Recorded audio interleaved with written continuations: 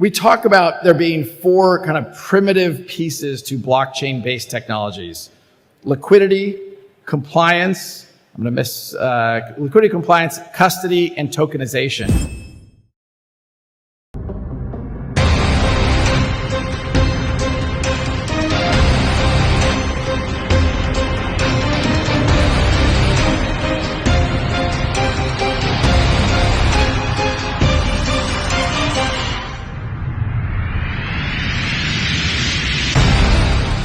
And Ripple really aspires to be more than just that kind of liquidity and cross-border payments.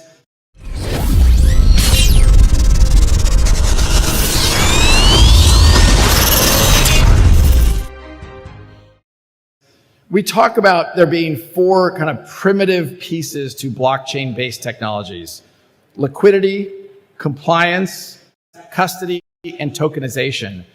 And Ripple really aspires to be more than just that kind of liquidity and cross-border payments. I think you could expect that we will expand into some of those other areas, either organically or through acquisition. And I think we'll look at, let's make acquisitions in markets that are friendly to these technologies. On the previous panel, you had representation from the UAE, you had representation from Switzerland. These are countries that are providing the clarity for entrepreneurs to invest, and that allows a company like Ripple that is larger. We have more than $1 billion of US dollars cash on our balance sheet. We want to deploy that to grow both organically, internally, but also inorganically through acquisition. So Brad Garlinghouse, CEO of Ripple, in that video right there at Dubai FinTech Week, announces the new direction away from being laser focused on payments and moving into these four pillars. And this might come as a surprise to many of you in the community.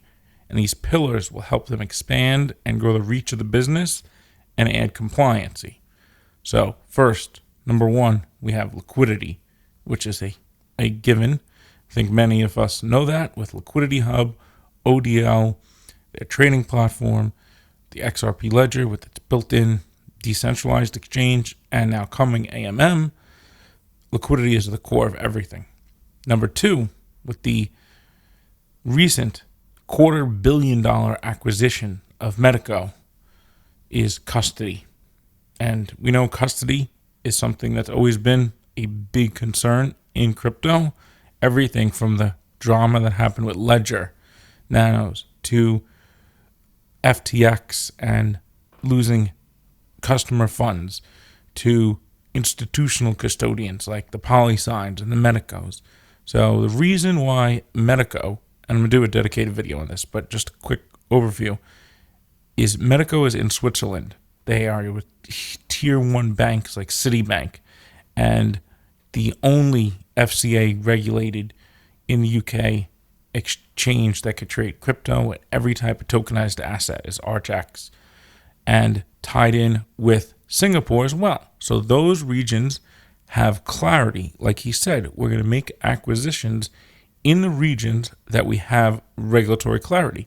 So tokenization goes with enterprise DeFi and institutional DeFi.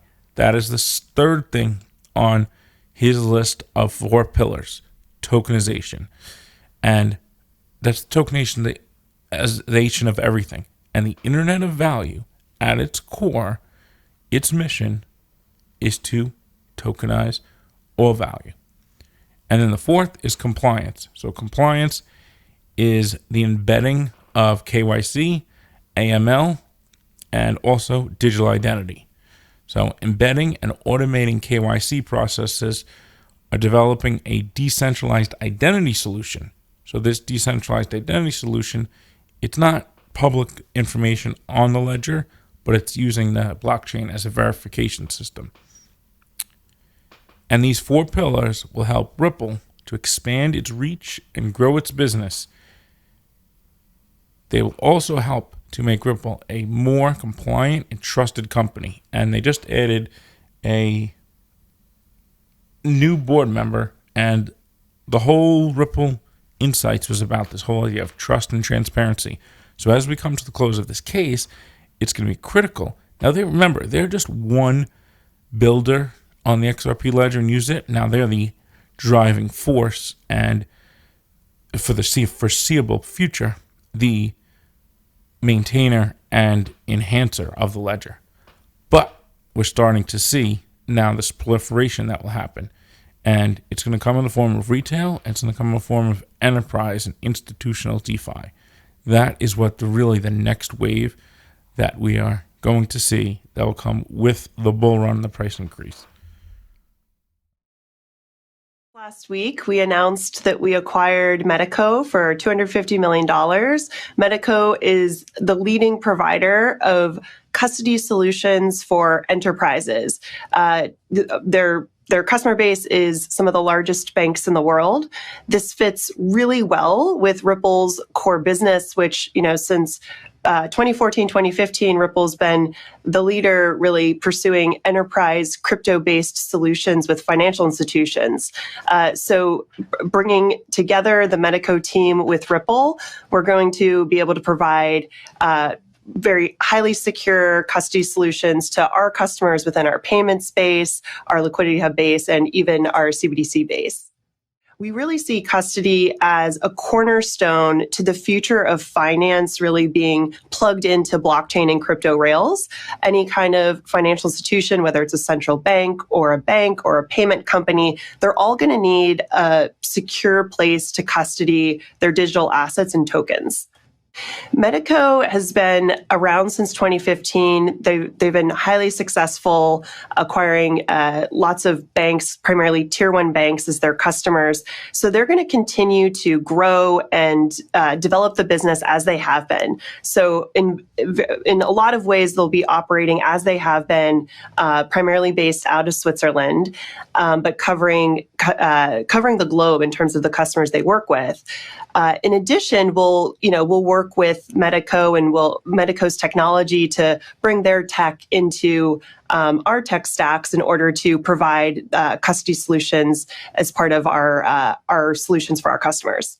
So certainly, we look at other applications for the XRP ledger and the token XRP within the world of financial services. And going back to, what we started the conversation with around METACO, we see Ripple having a lot of opportunity here to go from, our payments offering and Liquidity Hub, even our work in CBDCs, to really be the leading player in crypto, providing the set of services that financial institutions need to take advantage of the efficiencies and the innovation in crypto and blockchain rails.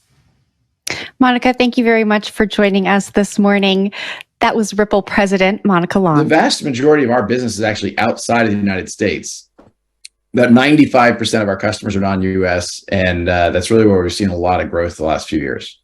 Okay. So I think one of the things that has been helpful for Ripple is we've always taken a very long view about where the world's going. I've been patient about, building today, but thinking about where the world's going to be in the future. And one of the things that I very much believe, and you're seeing more major players, the CEO of BlackRock recently was talking about how much of traditional assets would be tokenized.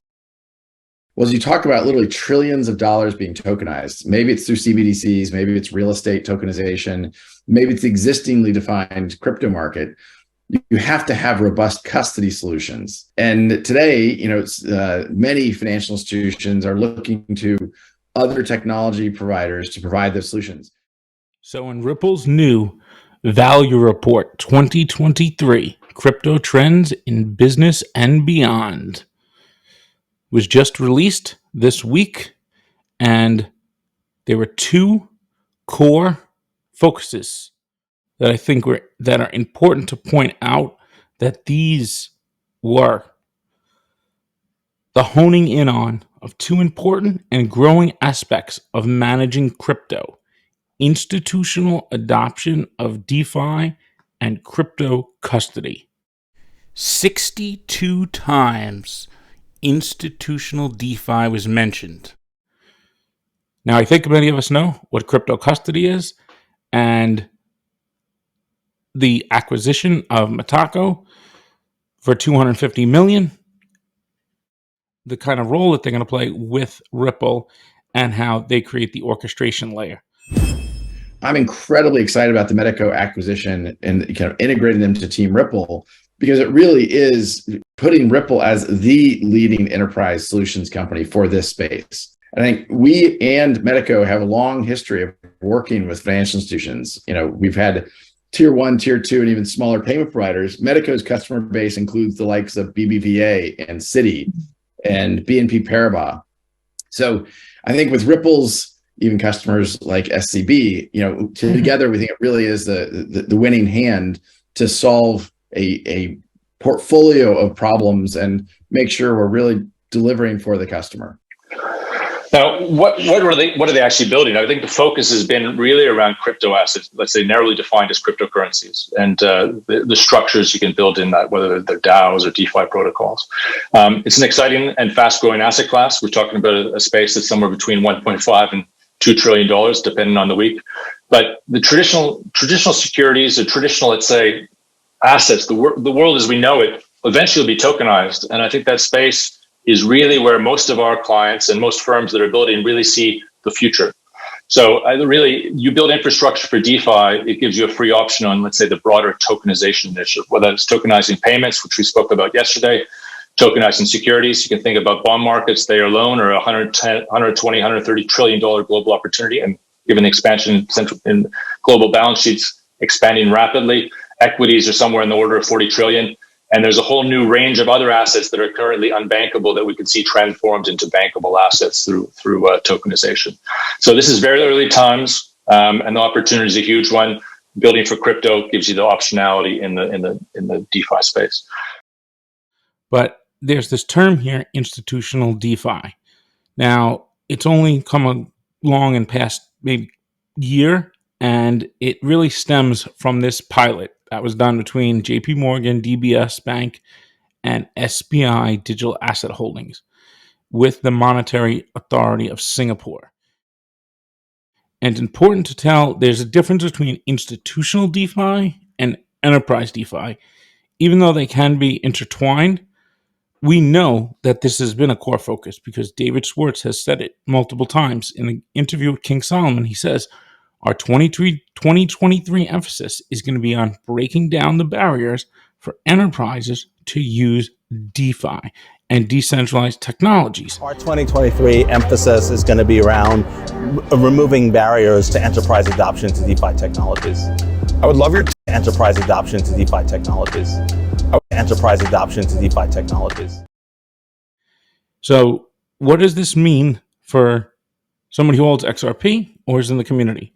It means we've moved past cross-border payments. And Brad Garlinghouse has said that is no longer the laser focus. We don't need to add up cross-border flows. We now have to realize there's two components going on here. There's one of Ripple doing their thing, but they're expanding on what their initial vision was. And that was targeting cross-border payments. But it's part of a bigger vision, which is the Internet of Value, which is constantly evolving and encompassing more things. Now, we are expanding, as I'm sure we'll talk about today, into other use cases around liquidity and custody and even tokenization, kind of leading there around CBDCs. So look, let's just do the four pillars again before we get into this. You have the liquidity, you have tokenization, you have custody, and you have compliance. And in this, they talk about institutional adoption DeFi. So that one includes tokenization in there. So that's what tokenization is part of. DeFi is just finance on chain. That's really all we're talking about here. But the difference between institutional DeFi and enterprise DeFi, technically, as described in this paper, and that's why I brought this up, is that they have it here on page 8, which I'll post this in the description below. We're going to refer back to it. So the value of institutional DeFi, but they define it here. We define institutional DeFi as the application of DeFi protocols to tokenize real-world assets combined with the appropriate safeguards to ensure financial integrity, regulatory compliance, and customer protection. It is important to note that in this joint paper, we do not refer to institutional DeFi as institutional players participating in crypto DeFi. That's the key difference, because you could just say, well, enterprises could just go in and participate in Aave or Compound or Uniswap or AMM pools on XRP Ledger soon. Like, that's not what they're describing here. They're saying it's embedding compliance and digital identity and allowing for it to be done in a compliant way, where then it's used in different enterprise use cases, like tokenizing bonds and then using as collateral and other using the protocols. This is very interesting. And I think this is probably biggest takeaway from the paper is the prize for innovators who hone in. So the same word, hone in. Isn't that interesting? How they use the same exact term. So Ripple says we're honing in on two important and growing aspects of managing crypto. And they write here, the prize for innovators who hone in on this model for use in the world's trillion-dollar finance industry could be substantial. So obvious takeaway right there is this is the new focus. So yes, cross-border payments are still going to be, a part of RippleNet, but we've gone beyond that. And how can we even see that further recently? The CBDC pilot with Hong Kong Monetary Authority, they are doing real estate tokenization settlement. And their new enhanced CBDC platform. You mentioned real estate tokenization. Tell me a little bit more about that element. Yeah, so this is a really cool project we just announced today with the Hong Kong Monetary Authority. The basic premise of it is tokenizing real estate and then enabling that real estate, once tokenized, to be able to take a loan against it. So releasing some capital from your property. We have, we're partnering with Fubon Bank, which is a large bank with a big subsidiary in Hong Kong. And we have, we're working also with TOKO and DLA Piper, a legal firm, and then LoanSnap, who provide a sort of DeFi environment. So the idea here is you can put some of your property up for releasing capital. That will again get paid to you in the form of a CBDC. And then that CBDC could be spent in other use cases or could be converted back into fiat if you preferred. So it's early days, but it's a really good example, I think, of a Web3 environment leveraging CBDC. That is a tokenization pilot they're doing with Hong Kong. They're going to set up a lending. It's lending is what it is, and borrowing, because it allows you to tokenize real estate, and then they borrow the Hong Kong dollar against the tokenized real estate. That's what their pilot's doing. It's an application.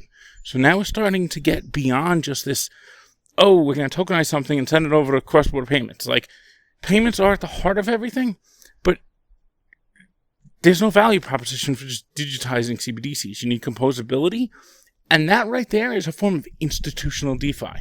Now, that is a loaded term, and I'm going to go further into that, but not right now. It's different than enterprise DeFi.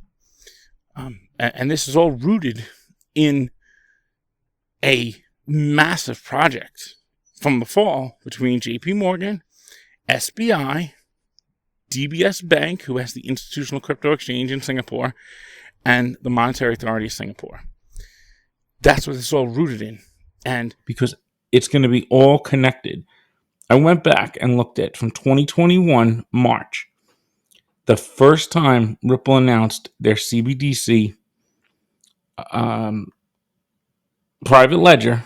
This is what they wrote at the end of it, and I remember this distinctly, and I thought it was very powerful because it's where they're heading and it's where the roadmap is planned to. So this is back from 2021, nearly 2 years ago. We are also working on a fresh approach where central banks will be able to join a network of CBDC ledgers that enables full settlement interoperability while allowing each member to retain their monetary and technological interdependence. We believe this will be a game changer for central banks and are excited to release more details on how it works very soon. Well, they never release details. But taking this a step further, this is part of the idea of having connecting to eventually to the public ledger and using like federated sidechains. So there could be one core private CBDC ledger and then a bunch of different sidechains that connect to them with a DEX in the middle. Because I know from just reading a PDF with Hedera and Ripple that CBDC ledgers do have a DEX built into them, but I don't know if they're working with 20 central banks. So if you're working with 20 central banks, you have enough to, and also all the other partners. Now that they brought METACO on, they have the whole orchestration layer, and I think that's been, they've been working with them far before they bought them out. And this is why they've been rated number one. So you go through Juniper's research, it's like £3,000 to buy that report. And I found some other reports that Juniper did. Like, for example, they did one on Oracle, and the PDF was public. I'm not going to go through it here because it's not important. And I mentioned just some of the technologies they used. Like, it mentioned Quant is one of like 5 different interoperability solutions. It broke down their blockchain. It broke down their, app as a service. And it pointed to the future, like what are the important things, and it showed where Ripple stood.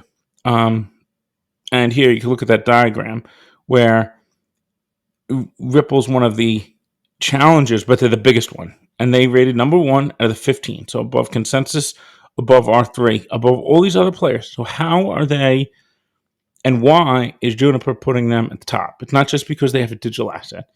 It's because they built an end-to-end platform with the services that are needed to compromise it. So like the wallet services, the applications that are going to make it beneficial to utilize the CBDCs. But one thing important to remember here, this is a couple years away in development. So as we're talking about this is nothing to do with like directly XRP. Like if you hold Ripple stock, not financial advice, it's definitely good for you. But XRP is not in anytime soon going to be part of this and should not be valued. But it could be speculatively, like as we see more developments with this and applications and they tie it into side ledgers, we see where that goes. But the focus first is what this whole paper is about. That of the value report is creating institutional DeFi first. If that's not there as a foundation, then there is no use for the CBDC. You have to tokenize all these assets. You have to build in decentralized identity, zero knowledge proofs. So let's just, before we go over to that, there was a couple more points in here that are really good. So, and here's what they talk about: institutional DeFi, real world asset tokenization, representation of real world assets on a mutualized ledger, shifting from siloed records to a shared one viewable by all participants. So you might be wondering, well, this is on some private ledger, right? Nope. All these tests were done on public ledgers. And one thing I've noticed is everyone looks at like JP Morgan as competition. One thing I've been noticing more and more is they're at the forefront here with the institutional DeFi, and that helps SBI, that helps Ripple.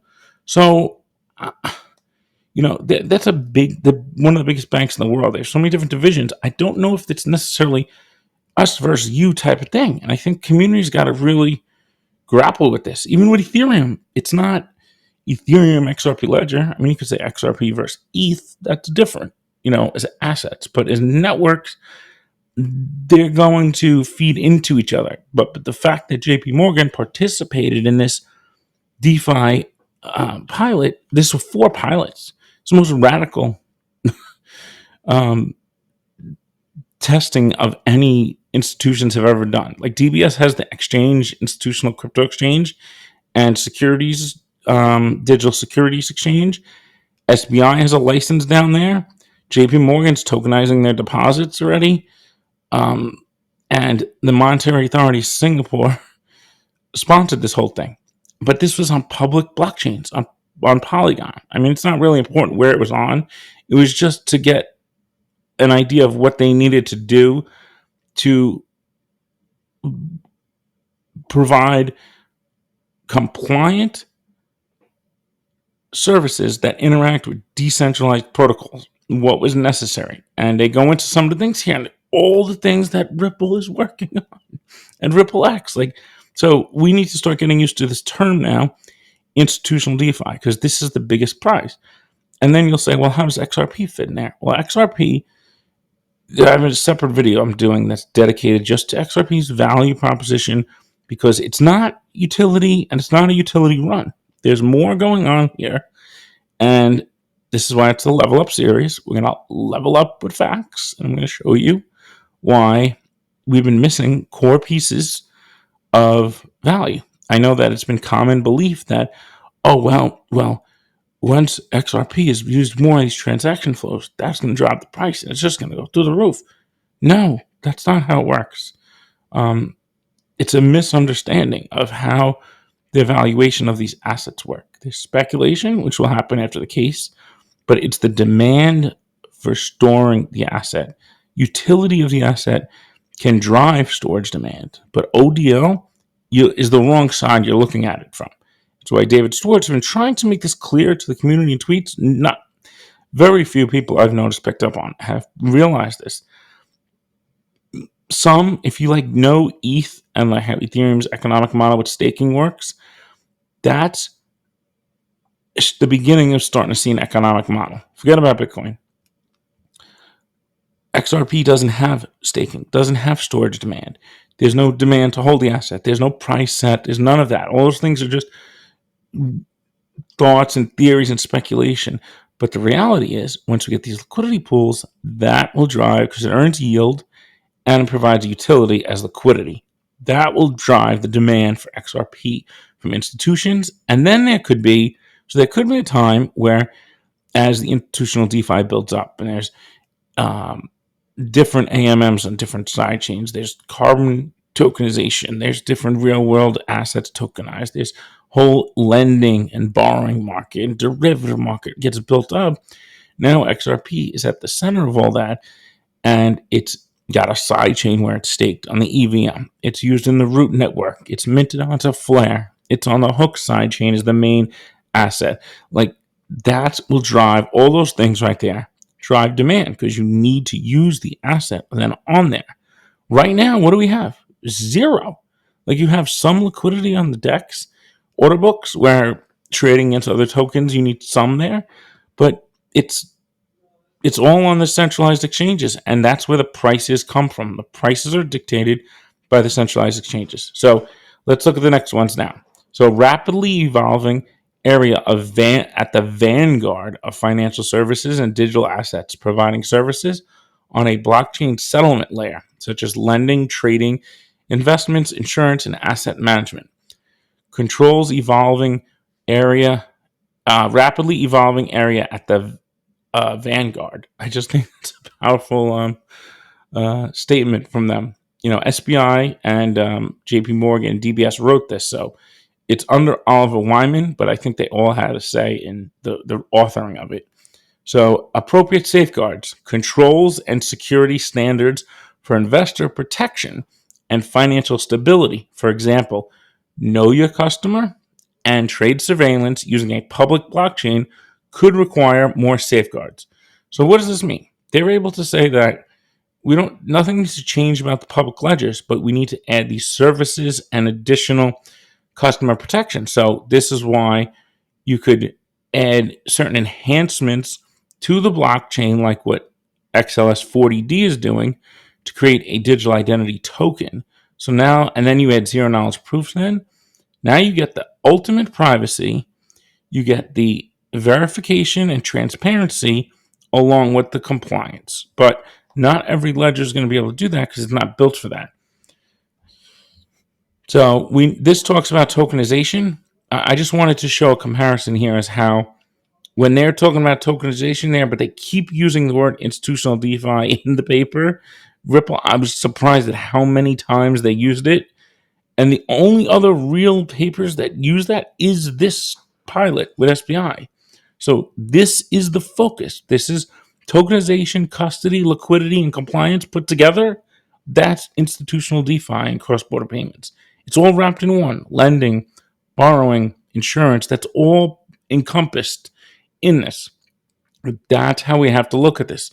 We have moved beyond cross-border payments. That is no longer, from the moment Brad Garlinghouse you heard say that, it is no longer the focus. That we've moved past it. That's something there, but it's not. It's because it's not a dead end, but there's no more. They would have doubled down and went into that sector if they were going to take over SWIFT, if they were going to take over correspondent banking. They're not, because it's not going to happen right now. And getting in with CBDCs, it's a long-term business model. So they're building out a platform for applications. We don't have the application smart contracts yet, but watch. It's going to all come. It's going to come quick. So there's one other part I want to show on here, which is on page. So here was some other. No, this was just tokenization, CBDCs. They talk about automated market makers a little. So and DEXs. So liquidity pools can be used for lending and borrowing too, but automated market makers provide a new method of price discovery, and AMM facilitates buy and sell orders in a self-executing manner, always standing ready to provide quotes and setting a price based on a predefined transparent formula, considering supply and demand. Uniswap and Curve are examples of decentralized exchanges that use an AMM. When a user wants to swap crypto A for crypto B, the AMM automatically calculates how much crypto B user can get at what price, rather than relying on a market maker to quote a price or match a buyer and seller. So this combined with the DEX and with the payment execution engine. But what is it about institutional DeFi and DeFi in general? Like the XRP community hasn't been that focused on that. And the name of this channel is the DeFi Standard. Do you know why I named it the DeFi Standard? In 2021, it was over 2 years ago, because I saw that this was going to be the future and everything was ultimately going to converge on decentralized finance. Like that's where Ripple was heading. That's where Flare was heading. That's where everything was converging on, because that's the new financial markets. It's just on-chain finance. And I always knew it was more than just cross-border payments. That's why that's why I call it DeFi Standard, because I saw that this is where things are heading. Now, I didn't just come up with that. It took a lot of time to get to that conclusion and look beyond Ripple, look beyond a lot of things. But I'm like, that's where it's obviously going there. This is seeing this institutional DeFi and then seeing Ripple's report, like screaming, like the number one focus. I was like, wow. David Schwartz already told us this, but they're really doubling down. So the community needs to pay attention, because when this case ends, that's where we're going. So composability is what it's going to allow. So the AMMs will be composable with borrowing and lending protocols. Then you spin up a derivatives market right off of there. Anybody can build. There's no limit.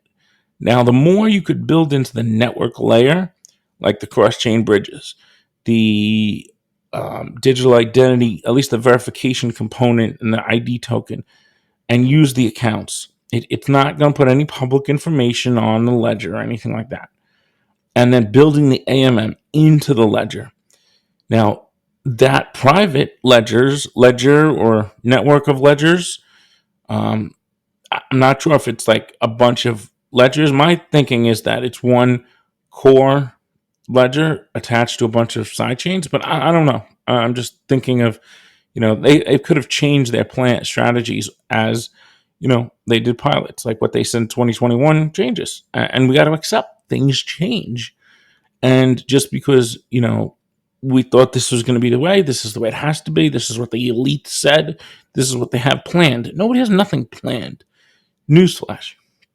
It's impossible, because the tech move so fast. It's impossible to say you're chosen or this one. It's who's ever's going to have the best positioning, and there's not going to be one clear winner. And I do think that there is a competition to be had between ETH and XRP to an extent in economic models, and we need to really level up to be at that level to be able to understand that, because that's happening already on ETH. They burned 450 million in Ethereum this month. We don't have any storage demand. We got no staking. We got no nothing. We have speculative trading and some enterprise, use, but that's not driving demand. Yes, the more flow you have, it's just not the model. And supposedly there's a valuation report coming out from somebody. I really love to see it, because if it doesn't include storage demand and it doesn't talk about it in that way, then I'm not holding much weight to the people who are putting that out. But I'll keep an open mind, and I can't say anything until I see it. But I've been digging into that a lot lately, and storage demand is by far the one thing that drives value, not just swapping in and out of an asset. That does not drive price. Kurt and I, from my love of crypto, if you remember a couple years ago, I spoke to him on the phone. I'll never forget him and his accent. I was like, X-Rapid. He's like, in and out of one asset, that's not going to drive price. And I'm like, you're right. But wouldn't, market makers holding liquidity drive the price then? And I was like, trying to justify it. But deep down, it always was there that you can't, that never was designed to drive price on its own. But it's there to support the demand. So another thing that's interesting is they just announced a plug-in transactor. So I don't know if that's tied into this here. So this idea that use open source code and allow for flexible composability. Code or applications can be taken from one protocol service and plugged into another. So back in 2020, I guess 2019, David Schwartz proposed some upgrades to the XRP ledger. And one of them had to do with validators being able to use as oracles to verify like Ethereum contracts, or Ethereum contracts to verify something happened on the XRP ledger. It's going to be interesting to see what's going on there with that, and how Flare and their stake connector, indexing, and attestation client all play into this, because, before I go on any further, zero knowledge proofs is a hands down huge part of this. Like, that's another thing they bring up multiple times. And David Schwartz has been, he's an advisor at Chronicled, which is the Medi ledger they built, and that's for the pharmaceutical companies to track the supply of different products without their customers knowing. I'm transferring a vaccine to you, and I want to prove that I got that vaccine through a chain of suppliers that are registered on some system. I didn't, find it on a loading dock, but I don't want to tell you who those suppliers are. We could make an electronic circuit that would light up a light if I submitted it in the proper proof. And if I don't tell you what I fed into that circuit, then you won't know who the path was. You just know that it meets those rules. We can actually build zero knowledge algorithms for any circuit, even one with millions of gates. And so essentially I can submit a proof to you that I know the inputs to make that circuit, like output a particular output, without revealing what those inputs are. That's something that was not possible 4 years ago. I mean, that's a massive new cryptographic primitive that's tremendously powerful. So, and the example that I gave of like tracking a vaccine. So pharmaceutical companies don't want their competitors to know what their distribution flows look like. But it would be nice if I could prove to someone I gave a vaccine to that I didn't find the vaccine on the back of a truck, or I didn't sell the same vaccine to two different people. Like, we can build public data systems in which I can provide proof to you that certain things happened or didn't happen without revealing the information that makes that proof correct. It's groundbreaking, and we need more. We need more. And they're on the same, ledger, but they use zero knowledge proofs. And he was one of the reviewers of their zero knowledge proof code back in 2017, 2018. And he's always been fascinated. They keep bringing it up. So when you hear the same terms brought up over and over again in these interviews by David Schwartz, the head of research, by the guy Brad Chase, even brought it up in his thing at Bitcoin Miami, that they're working on it, because zero knowledge proofs allows for the privacy. So how are you going to do privacy by design in these private sidechains, these private CBDC ledgers? Zero knowledge proofs. That's how you do it. But you have to build a system that's able to prove and verify that. So there's more being built here that we don't see. It's just not, I'm covering this for this video now to make everyone aware that we're moving past, cross-border payments, but I'm going to pivot the focus to what we can participate in. And important to note, you're not a lab rat or test dummy. You're an early pioneer of an open, permissionless, decentralized public money infrastructure that didn't just get here before the institutions and you're going to get your cut and then you get pushed out. No, you're here because that's what the network is designed for. Everyone. So I know it's like hard for some people just to like accept that because it goes against what they've always known. But you got to know the tech. The tech, it's like code. You can't speculate about something, and then ignore the code. Like that's important to do. Speculation is irrelevant if it's loosely based on nonsense. All right. Here was the other part.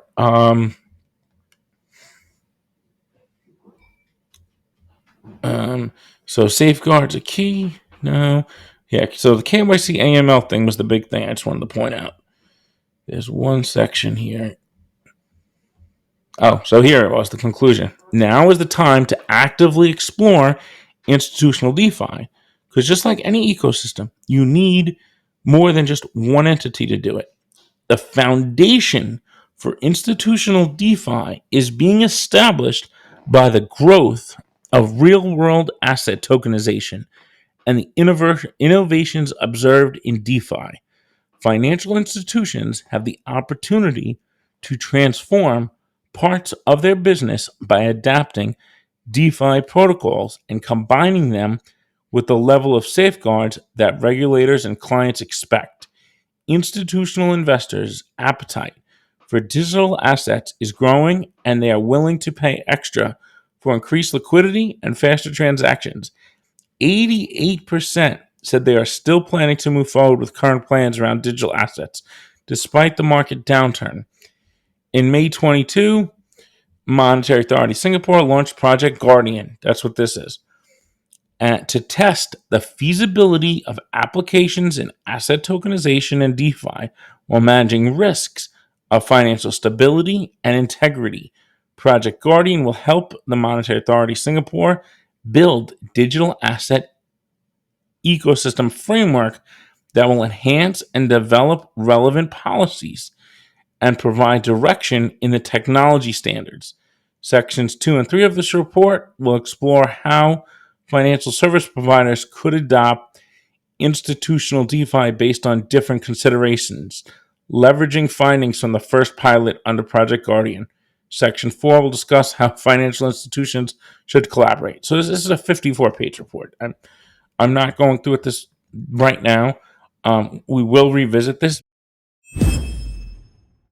The XRP community must rise up, remove the blinders, and embrace the potential of what's happening in front of us. We need to shed our tinfoil hats and speculative ways and seize the opportunity that awaits. The storage demand for XRP in the AMM pools will drive up the total value locked, TVL, earning you yield, and providing utility as liquidity and collateral. XRP is not just about remittance payments or bridging currencies for FX transactions. It is the foundation for a plethora of services and applications driven by a global community and a decentralized network. New developers are flocking to the XRP ledger, and sidechains are attracting fresh talent to unleash the next wave of innovation. This movement is not just about banks, institutions, or Ripple alone. It's about participation and collaboration. So to the XRP community, I say, it's time to rise, embrace the reality of this new world, and be a part of the change. Together, we can reshape the financial markets, empower the masses, and create a brighter future. The ultimate goal here is to build a value exchange for the Internet of Value.